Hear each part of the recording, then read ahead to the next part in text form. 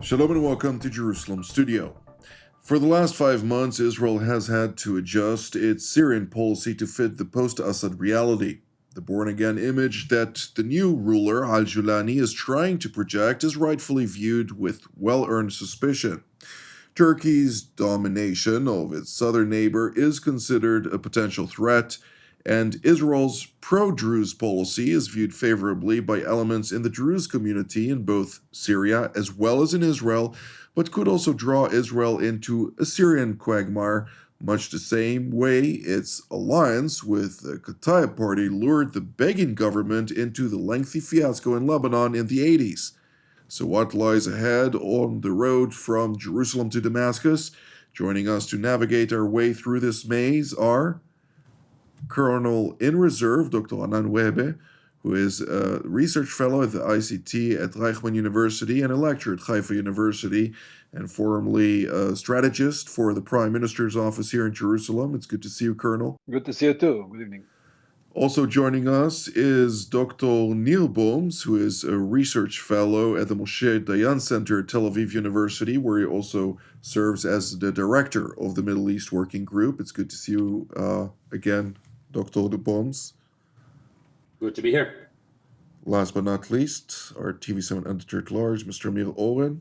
Amir, a complex topic that has no set outcome as of yet, very fluid in essence. Set a stage for us. Well, let me digress for a second. You mentioned the Moshe Dayan Center because of Dr. Bohms, and Moshe Dayan was wounded, lost his eye when he fought with the British and the Australians against the French in what was then called Syria. Actually, Lebanon, it was Marjayoun. Against the French?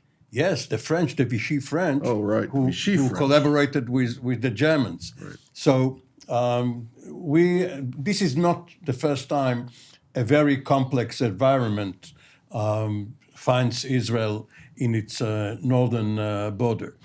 Now, the established policy now, as announced by Prime Minister Netanyahu and Defense Minister Katz, is that Israel sees as its right and obligation to deploy forces into southern Syria, meaning south of Damascus and north or east of the current boundary of the Golan Heights.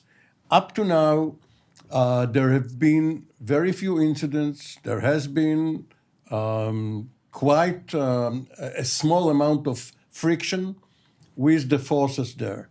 But because of the Israeli obligation to help the Druze community, whether out of a consensus there or not, we will probably hear very soon whether the entire Druze community of Syria welcomes this approach.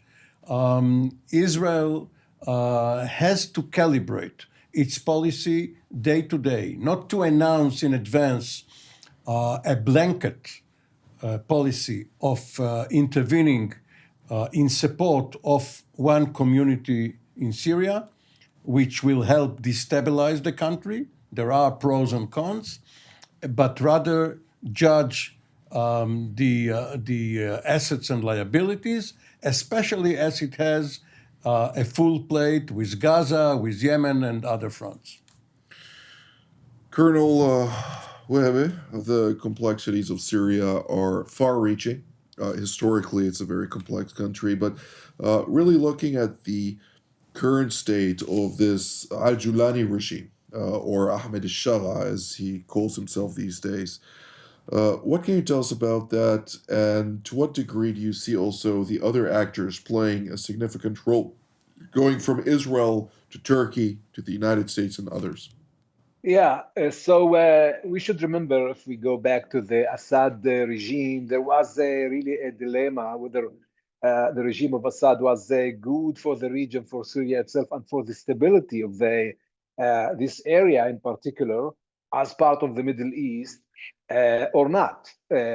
Now, after the collapse of the Assad regime, Joulani, that we all remember where he came from. He was head of a militia. He was affiliated to Al-Qaeda, then to Jabhat al-Nusra.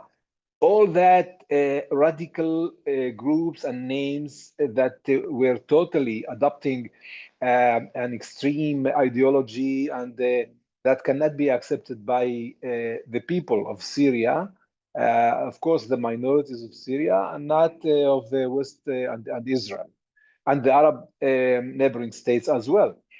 And he right now still supposed by the reading of some countries, especially in Europe, to stabilize Syria, to be a new regime coming with a new spirit of integration of all groups. But unfortunately, he did not behave like that. It seems like Joulani did not really make the real shifting from the politics of the past to some new strategy of rebuilding a new regime and governability in Syria.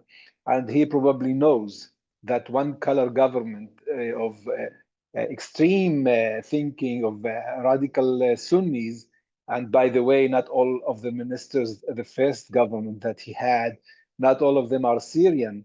They came with him from the desert, part of them, quite good number of ministers came from everywhere, but not Syrian. So the Druze community, the Alawites, the Kurds, and other minorities could not integrate and collaborate with this color of government.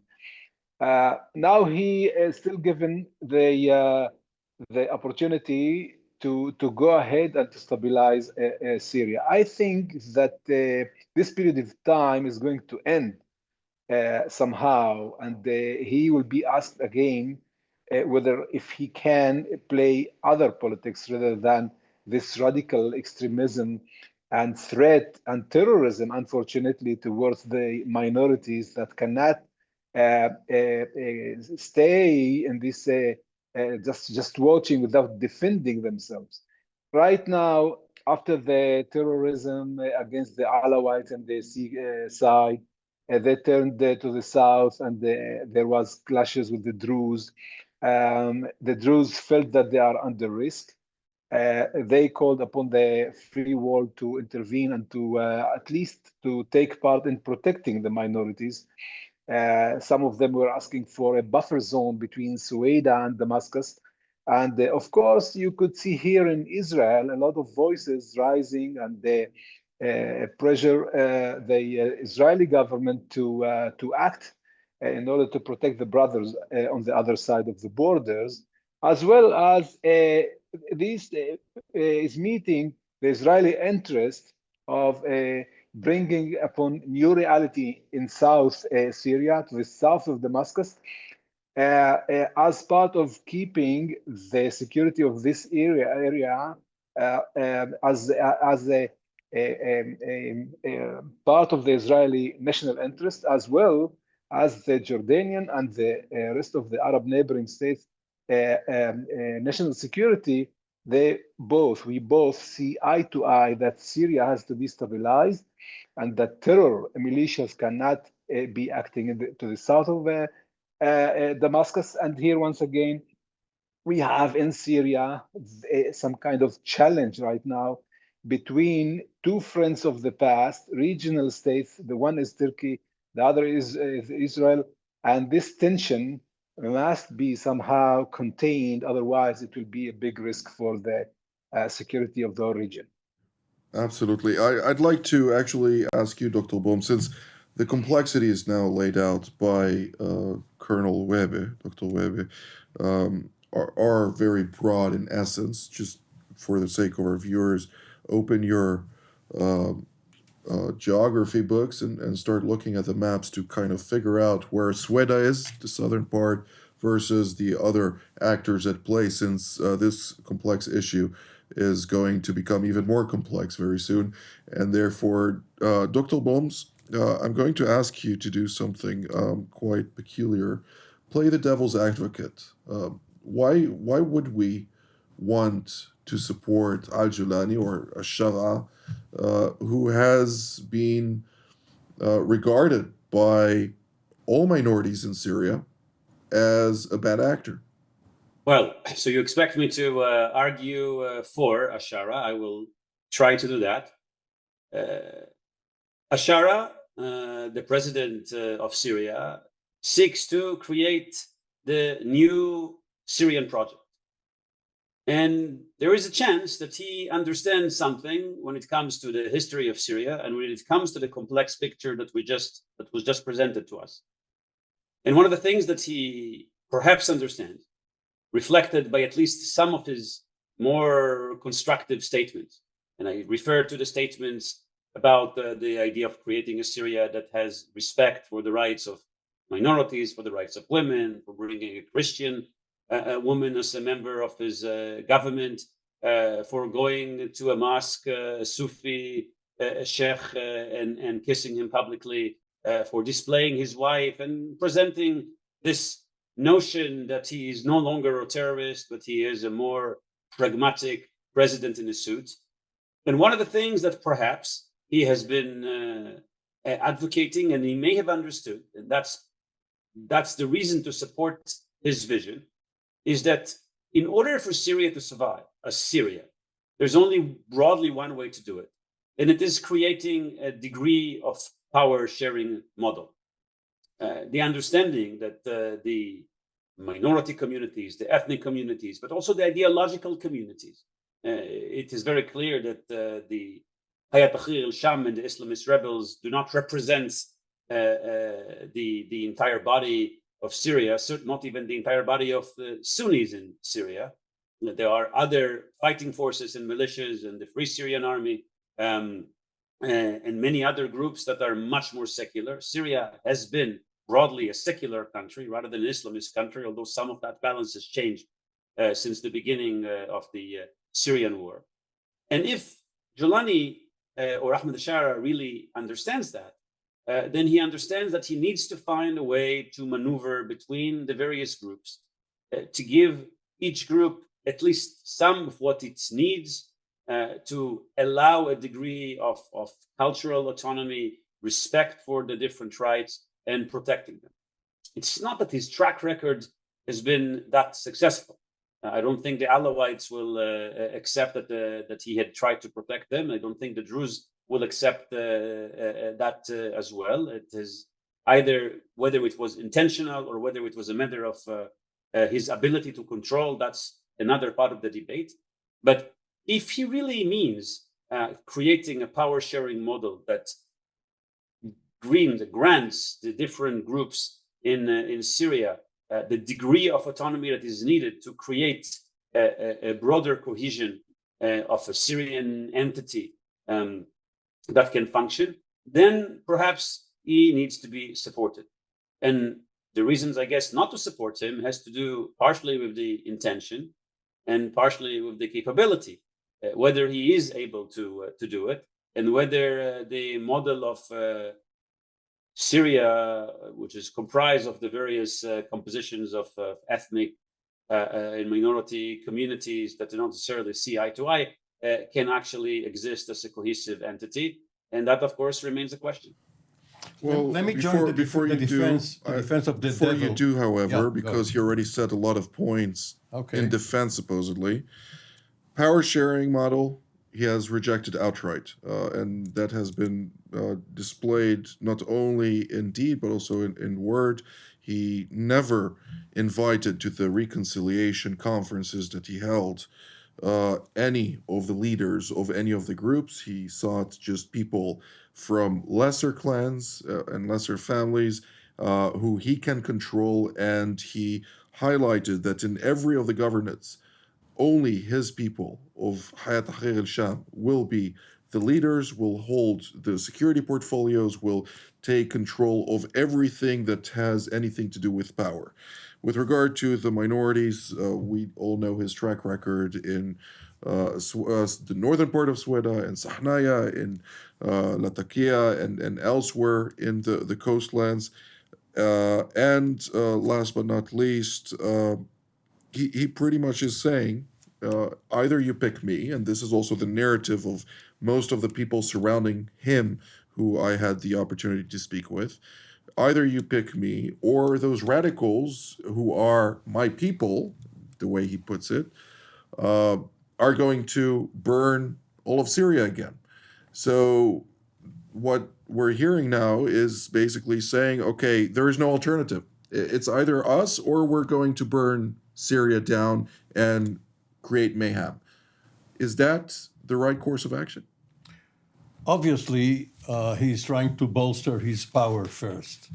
And if he succeeds in that, he fails in the eyes of the region and of the world, and he will not get any any foreign assistance, which he badly needs, which is why he went to see President Macron, why he's sending ministers to the United States and hosting congressional delegations. However, one should look forward. Of course, not trust, just verify.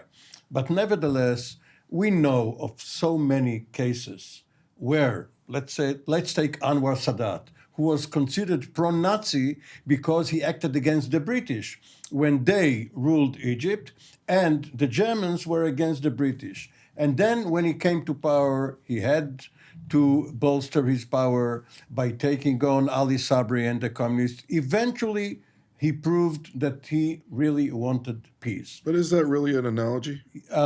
Taking into account that this specific individual that we're speaking about is somebody who joined Al-Qaeda after he got inspired by the Twin Towers being struck. That's all true in the past, and maybe he's still a terrorist.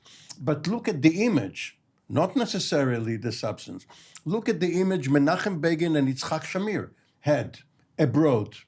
And when they came to power, they proved to be very judicious, very moderate, not the 1940s leaders that they were of the underground. Now, 20 and 30 years have passed since then between their positions. Just to sum it up, where you stand depends on where you sit. When he was a terrorist leader, he acted one way. Now we will see whether he has changed not only his position, but also his positions. But the jury is still out. Well, Dr. Weber, let's zoom out a little bit. Since we can speak about this topic as often as possible. The last point you mentioned was friction between Turkey and Israel. Naturally, there are ongoing talks in Baku about deconfliction, but the vision of Turkey for Syria is very different than what Israel regards as its national security interests from a defensive posture perspective, which since October 7th is more of a proactive approach than to sit idly by and to see discourse run itself, as was the case, to be quite fair, during the early days of the uprising when the protests in Deraa Governorate, which is also a southern province in Syria, ultimately brought about a devastating civil war, and not only civil war, but also beyond that, with a lot of foreign actors and Islamic States emerging and doing, conducting its own atrocities. How do you see that within that context, the Israeli approach right now? Yes. First of all, I want to just one point about what Mr. Amir have mentioned. Shamir and Begin made the resistance, against or during the mandatory of the British in Israel, in order to gain the independent national state of Israel as part of a national project. I think that we should make this distinction. We have to understand that it's totally different, this situation of Israel in the past compared to the current situation of Joulani, when he is not really thinking in the national mind. We should see the fast understanding where Turkey is behind, together with Qatar, and the brotherhood have totally different spirit, have totally different understanding and ideology, and maybe a theology, that they are using the so-called nation state of Syria which has never been a real nation state in the past, in order to proceed to the main idea of the rise of the caliphate, or maybe an imperial power in the region led by the Sunnis. Like in the past, they are using much more the term Amawiya. The Amawids were dominating Damascus for 150 years in the past. And when they succeeded to push Iran out of Syria, they succeeded to push the Safavids of the Shia state that were also very strong here in the region. So there is a lot of internal tensions inside the Islamic world, and the geopolitics tell us different story. It's not we cannot make the mirror projection. When as Israelis, with the Israeli mind of the national state mind, we cannot read really correctly, in my understanding, what is going on the other side. So Al-Joulani is trying, backed by Turkey, trying to build apparently the new Syria as a nation state. But here, the real feeling from the other side is that the Sykes-Picot agreement came with states that we remember dominated by minorities, plus minus the Christian minority leading Lebanon, and the Israeli state of Israel as minority in the world. Okay, and all the other regimes led by minority, the Alawite in Syria, the Hashemite in Jordan, and the 20% of the Sunni Arab in Iraq, etc., etc. Now it's the feeling there that there is the rise of the Sunni Arab state, first in Bilad Sham in Mesopotamia, and the borders, the accurate borders between the states means nothing. In the past, you can hear Israelis telling us that the Syrian side of the Golan Heights were in the past part of the Israeli empire, the history of Israel, the state of Israel. So the borders, the modern borders, mean nothing. There are communities there. There is that Sunni understanding of the past. They are trying to rebuild an empire. This is the big mind of the Turkey regime right now. Not only Turkey that has a lot of internal problems, but Turkey dominating the Arab Sunni and all of the Sunni world, instead of the Iranian rise that is right now retreating to the other geography of Iran and Iraq. So here you could find the tension inside the Islamic world. I need to stop you here, Dr. Webb. Unfortunately, we don't have very much time, and I'd like still to have Dr. Bohms get the last 2.5 minutes. Dr. Bohms, there are 3 powers in the region that can project their strong power outside of their sovereign borders, namely Turkey, Israel, and Iran. All 3 countries have a stake in Syria and an interest in Syria, naturally, each one from a different perspective. But nonetheless, what can you tell us about that? The last 2 minutes are yours. Well, I think you should also add the US to this, which is also still a factor here, with the hope that President Trump is not going to take the American forces out of Syria. Of course, when it comes to Iran, Iran was pushed out, and that was very important. And Iran is trying to get itself back in, and it's trying to do this in a variety of ways, really using some of the old alliances it had with some of the communities and radical factions that it helped support in the past. The intentions are not positive for the future of Syria. And that was one of the few positive things that happened with this process that was able to get the Iranians out. Turkey, we've just discussed the allegiance of Turkey to many of the Islamist factors. And we have to remember that Turkey still hosts Hamas and continues to be very active in encouraging these forces. This is partially what prompted Israel to act in the south and to deliver a very stern message to the Turks that he's not going to tolerate this type of encouraging of Islamist and radical forces in proximity to its border. And Israel is trying to activate its own force and influence. And at this point, it is saying that we, especially after October 7, would not like to see the growth of additional radical elements in proximity of our borders. This was the success of the project of Qasem Soleimani that attempted to encircle Israel and to grow different proxy forces. This is something, a reality that we seek to change. We are trying to deliver this message also to Ahmed Ashara. And we hope that at some point, whether we trust or verify, or even if we don't trust, that some of that is going to be kept clear.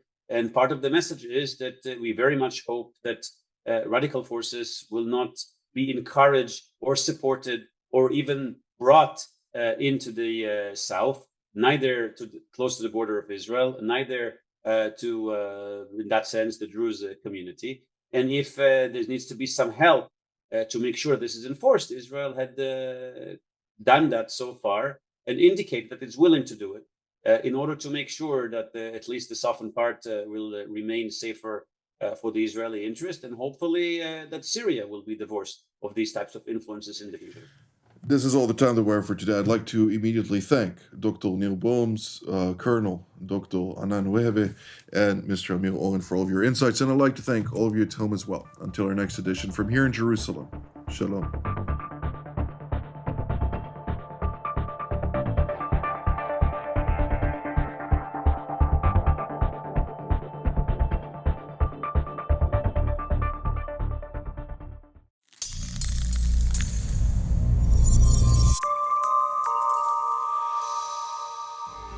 As the geostrategic landscape continues to shift at unprecedented speed, Deep Dive is a weekly update you cannot afford to miss. There is zero chance that Iran will back away from its terror support. We have a direct threat against Russian interests. That's what's at stake. It's not Syria. It's a Middle Eastern order. Whoever has the most guns, whoever has the most money, the most backing, that's who's going to be in charge.